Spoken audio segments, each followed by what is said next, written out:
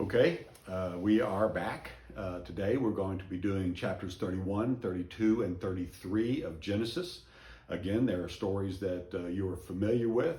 Chapter 31 is all about Jacob and Laban. They are now having a falling out. They've been doing okay up until this point. Jacob has been taking care of his flocks, and Laban's making pretty good money, and Jacob's starting to grow his wealth. But there begins to be a little separation. And the separation is because Jacob is being blessed greater than Laban. And Laban and his family begin to think that Jacob is doing it on purpose.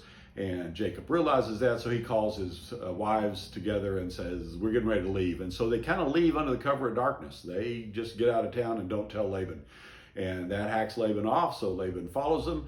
And at the same time, Rachel has taken his family idols. He is not a follower of Yahweh.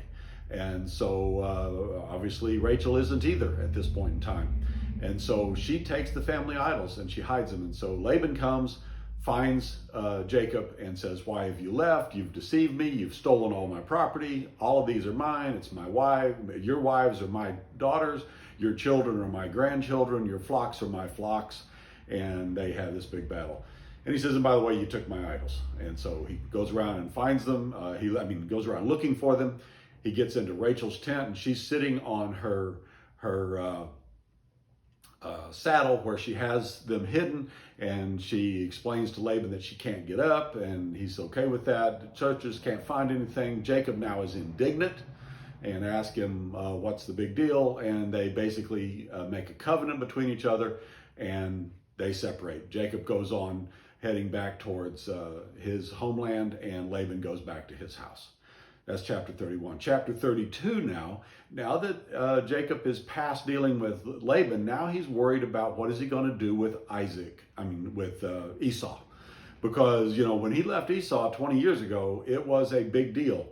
And Esau was going to kill him, and he is afraid Esau is going to be holding a grudge for 20 years, and he's going to kill him. So he's starting to figure out how he's going to appease Esau and what he's going to do about it. This is also the great chapter where Jacob wrestles with God.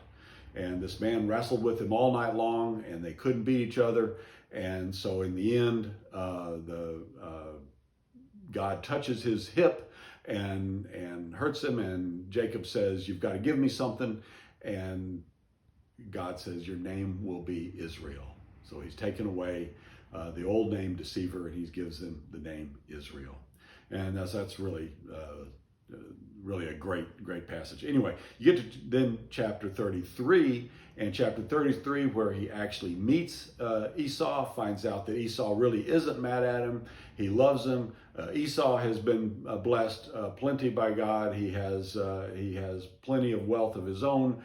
He doesn't really want anything. Jacob makes an interesting comment there. He says to him that just seeing Esau's face is like seeing the face of God, meaning that this reconciliation, when you see reconciliation, it's always something that happens because of God's intervention, and he's grateful for that. The very end of the chapter, he says, it describes a name for God there, and that is a name that says that it is the mighty God of Israel. And that is really getting ready to start now into the true story of Israel and the beginning of the birth of that nation. Hope you enjoy, and we'll talk to you soon. Bye-bye.